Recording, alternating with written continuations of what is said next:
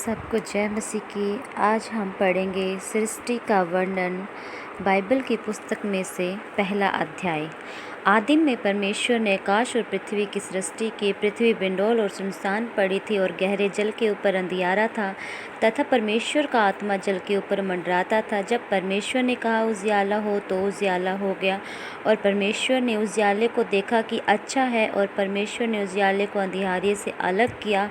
और परमेश्वर ने उजियाले को दिन और अंधियारे को रात कहा तथा सांझ हुई, फिर भोर हुआ। इस प्रकार पहला दिन हो गया। फिर परमेश्वर ने कहा जल के बीच एक ऐसा अंतर हो कि जल दो भाग हो जाए। तब परमेश्वर ने एक अंतर बनाकर उसके नीचे के जल और उसके ऊपर के जल को अलग अलग किया और वैसा ही हो गया। और परमेश्वर ने उस अंतर को आकाश कहा तथा सांझ हुई, फिर भोर हुआ। इस प्रकार दूसरा दिन हो गया। फिर परमेश्वर ने कहा आकाश के नीचे का जल एक स्थान में इकट्ठा हो जाए और सूखी भूमि दिखाई दे, और वैसा ही हो गया। परमेश्वर ने सूखी भूमि को पृथ्वी कहा तथा जो जल इकट्ठा हुआ था उसको उसने समुद्र कहा। और परमेश्वर ने देखा कि अच्छा है।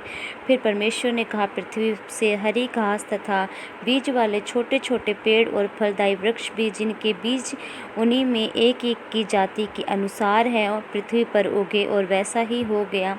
इस प्रकार पृथ्वी से हरी घास और छोटे छोटे पेड़, जिनमें अपनी अपनी जाति के अनुसार बीज होता है, और फलदायी वृक्ष बीज एक एक की जाति के अनुसार उन्हीं में होते हैं, उगे। और परमेश्वर ने देखा कि अच्छा है तथा सांझ हुई, फिर भोर हुआ। इस प्रकार तीसरा दिन हो गया। फिर परमेश्वर ने कहा दिन को रात से अलग करने के लिए आकाश के अंतर में ज्योतियाँ हों, और वे चिन्ह और नियमित समय और दिनों और वर्षा के कारण हो। और वे ज्योतियाँ आकाश के अंतर में पृथ्वी पर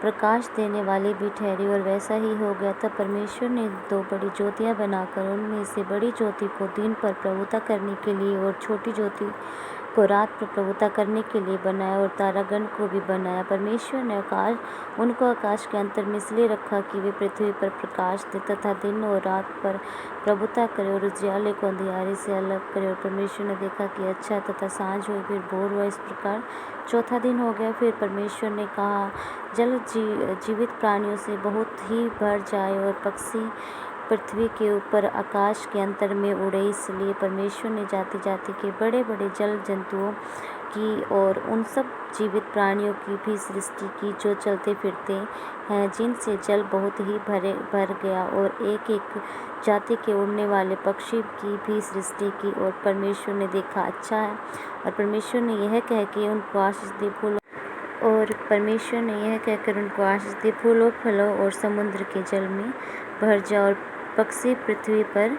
तथा सांझ हुई, फिर भोर हुआ। इस प्रकार पांचवा दिन हो गया। फिर परमेश्वर ने कहा पृथ्वी से एक एक जाति के जीवित प्राणी अर्थात घरेलू पशु और रेंगने वाले जंतु और पृथ्वी के वन पशु जाति जाति के अनुसार उत्पन्न हो, और वैसा ही हो गया। इस प्रकार परमेश्वर ने पृथ्वी की जाति जाति के वन पशुओं की और जाति जाति के घरेलू पक्षियों की और जाति जाति की भूमि पर सब रेंगने वाले जंतुओं को बनाया, और परमेश्वर ने देखा कि अच्छा है। फिर परमेश्वर ने कहा हम मनुष्य को अपने स्वरूप के अनुसार अपनी सामान्यता में बनाएं, और वे समुद्र की मछली और आकाश के पक्षी और घरेलू पक्षियों और सारी पृथ्वी पर और सब रेंगने वाले जंतुओं पर जो पृथ्वी पर रेंगते हैं अधिकार रखे। तब परमेश्वर ने मनुष्य को अपने स्वरूप के अनुसार उत्पन्न किया, अपने ही स्वरूप के अनुसार परमेश्वर ने उन सबको उत्पन्न किया, नर और नारी करके उसने मनुष्य की सृष्टि की। और परमेश्वर ने उनको आशीष दी और उनसे कहा फूलों फलों और पृथ्वी में भर जाओ, और उसको अपने वश में कर लो, और समुद्र की